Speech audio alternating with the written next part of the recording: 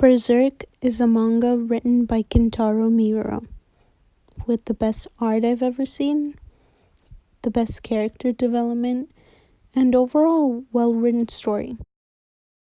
This manga is critically acclaimed the best manga ever made, which is probably why there's 3 adaptations, one of which is the earliest one that I'm going to talk about, Berserk 1997.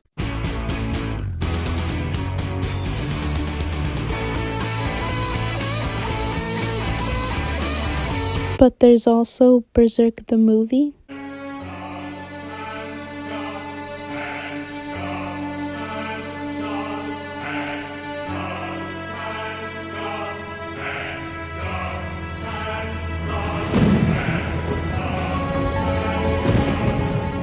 And of course, everyone's favorite, Berserk 2016.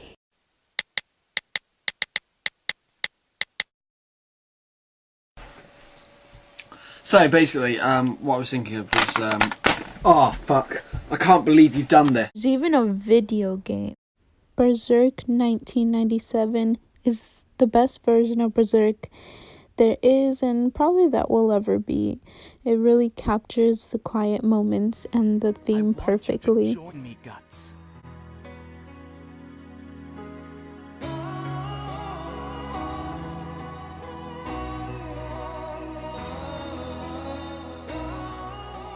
What is this? I started reading the manga after watching Berserk 1997, and it felt like I was rewatching the anime all over again, as opposed to when I started, because I watched the movie afterward. It just didn't feel the same.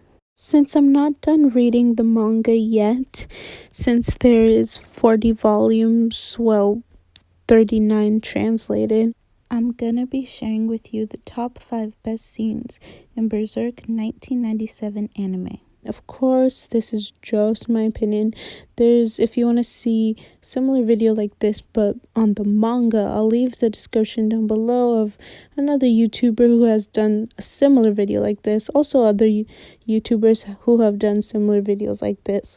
It'll be down in the description.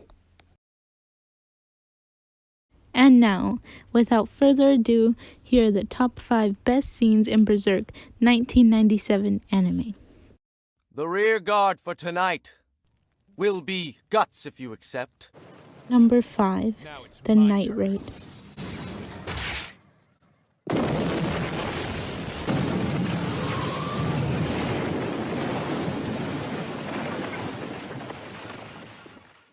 It's pretty obvious that upon Guts' arrival to the Band of the Hawk, nobody really liked him.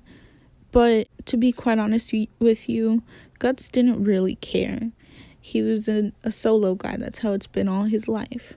So when Griffith chose him to be the rear guard for the night raid, his first battle, everyone was pretty shocked. They thought this is a great chance for him to escape, to go into the woods and never come back. But I think we all know Guts. He never backs out from a promise. That being Griffith winning his one-on-one with Guts and having full control over him. Watching this scene and not being a real big fan of very actiony, not only animes, but like movies and shows. I'm more of like a drama person or a romance. And seeing this, really, it was the first time that I wasn't bored. And I really thought, wow, this is so well thought out. And the fighting is well thought out. And this is just really badass. Like, I love this so much. Enemies! Why are they coming from that direction? Enemy raid! It's a raid!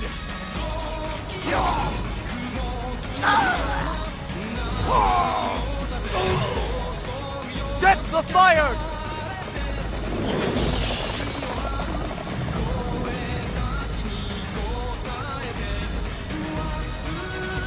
Oh no! They set fire to the enemy! Disengage! And of course, this was also Guts' first act of teamwork, actual teamwork. Of course, we know he fought with Gambino's mercenary group and he's fought alongside many others afterward, but this was different. This was the first time Guts actually cared about someone in a battle, and later on he tells Rickett it was just his job, as a rear guard, that's what you have to do, but he probably knows Rickett's very young. He doesn't really know how to fight. And that part where Griffith comes and swoops him up, that was a form of teamwork. Again, this is very foreign to Guts. He's a solo fighter. But this scene really transcends into him actually caring about the Band of the Hawk. Hey, Guts! What are you doing up here? Gossiping with the birds?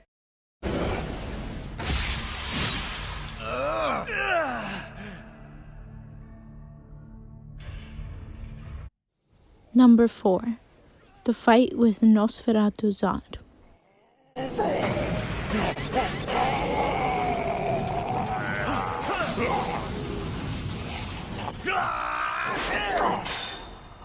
This scene to me is obviously very badass, but it also shows how much he eventually did care about the Band of the Hawks and his men.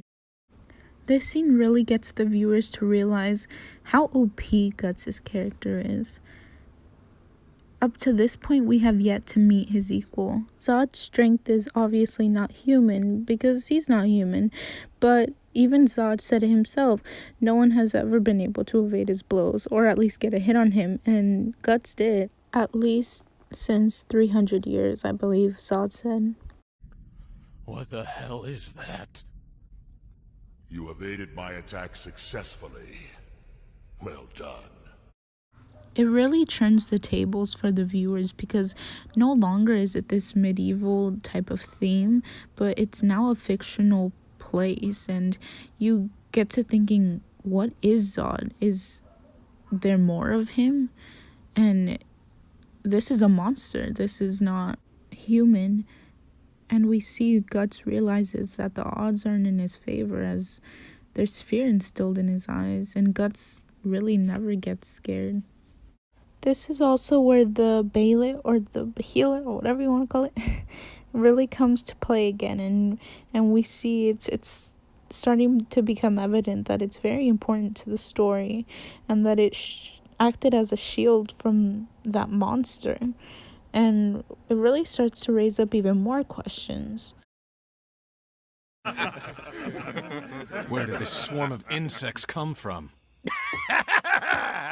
Looks like I found you! Number 3. Guts fighting 100 men. I think it was pretty obvious that Guts and Casca were gonna end up together.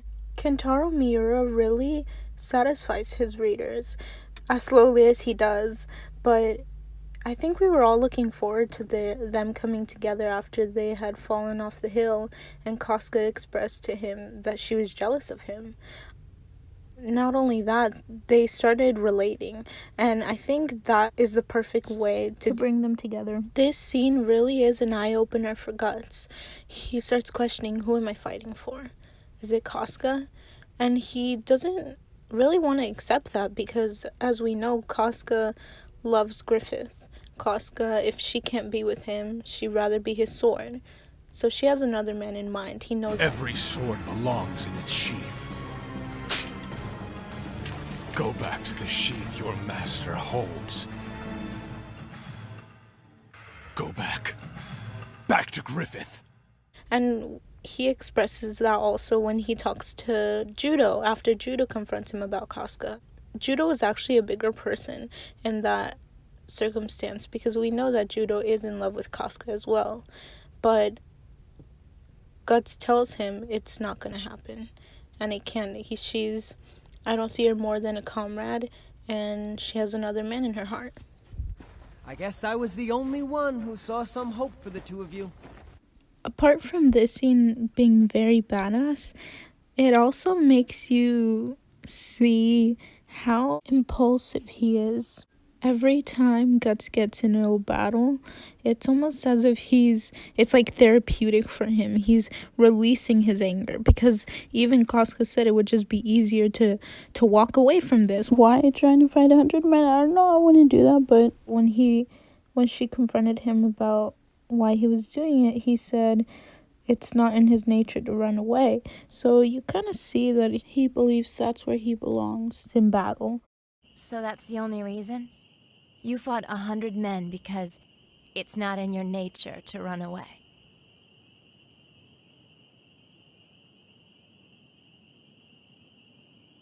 Yeah, pretty much.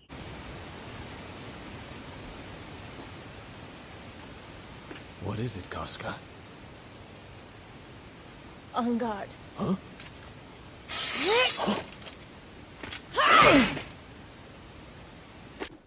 Number 2. Casca and Guts on the waterfall. Of course, Casca was hella mad in this scene, and for good reason.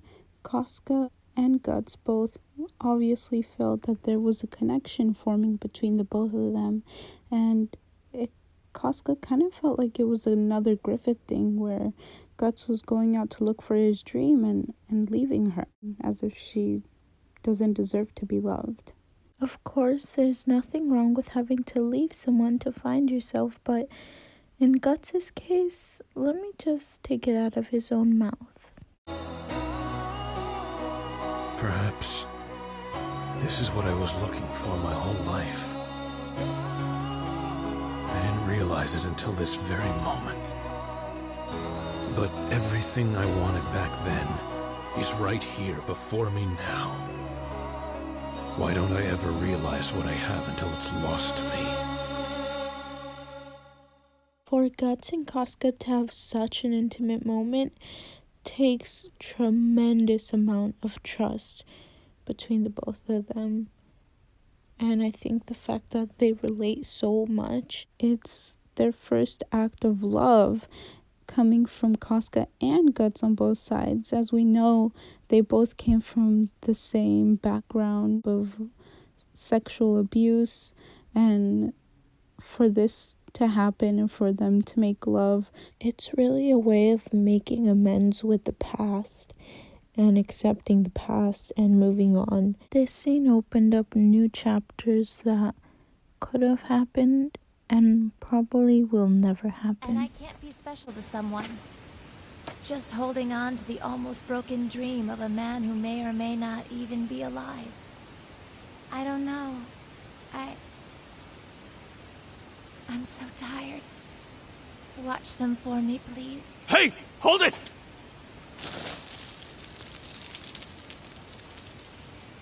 If you haven't caught on already, none of these top 5 are gonna be about the eclipse. For me, the eclipse was way too hard to watch, and if it was hard to watch for you, I don't want to subject you to watching it or hearing about it again.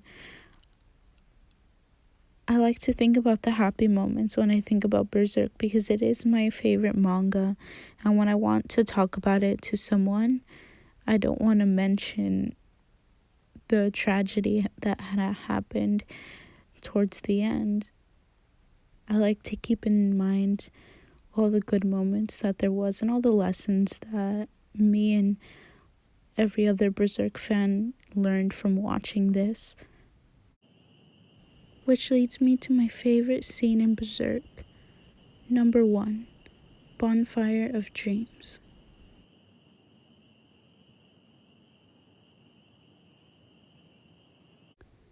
I think we all hated when people would be like, Griffith did nothing wrong. And of course he created Falconia and other things, but his intentions were never pure. If he had to not create that to make his dream happen, he wouldn't have created Falconia. Those people also say that the Band of the Hawk fought for his dream. If they had to die for his dream, they would have done it. And that was not the case. They wanted to see him get there. Because it was their dream, they wanted to see that happen. And this scene really is proof of that. And proof they also had dreams and aspirations after just seeing it all happen, after seeing them reach their goal. Some view, huh? Huh? Gaston doesn't think he's very suited for army life. His intention is to start a tailoring business with the money he's earned when this war is over. He's very good with his hands, though he may not look it. Nicole had proposed to a woman who refused him once. Apparently she didn't want to marry a common soldier, so he declared that he would get promoted as soon as possible so he could ask her again. That's why he tends to be reckless and overextends himself in battle. It seems to me that everybody stakes their lives in a lost cause.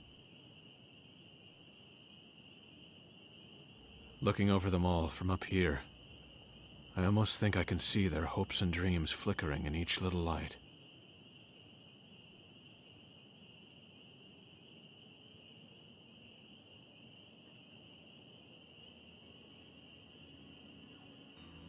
Like a bonfire of dreams. Well, that was beautiful. You sounded like the princess talking. Don't say that. But I understand. It's like each one of them has his own little light, or a small flame that he brings to the Band of the Hawk. Yeah. And to ensure that those weaker flames don't go out, each man casts his own into the strongest fire of them all. A raging fire. That is Griffith. This is really one of those quiet moments that we will never get back, especially after what happens in the eclipse. I think we all underestimated those quiet moments, especially seeing the other adaptations of Berserk where it's more so like very actiony, but this is my favorite. This is what really brings together Berserk, and I think the scenes that Kentaro Miura might be very proud of. Guts really humanizes these men. Of course, Casca has known them longer, but she didn't even know about their dreams, about their aspirations. She knew about Griffith's. But Guts really puts into perspective that these men have dreams other than Griffith. They want to do more things other than be at war. But it's all a lost cause. Watching this after the eclipse, and really after the whole golden age, it's really an homage to the old Band of the Hawk. Welcome back, Sir Griffin. So glad you're safe! Look! It's Guts! What's he doing now? Hey.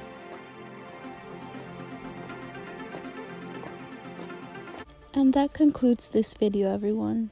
I hope you guys enjoyed watching this as much as I enjoyed making it. If you want to see a video like this, but on the manga once I finish it, I can do that as well. I was thinking of doing other animes, to be quite honest with you, like My Hero Academia or 7 Deadly Sins, and then separating each video from season 1, season 2, basically leading up to the movie.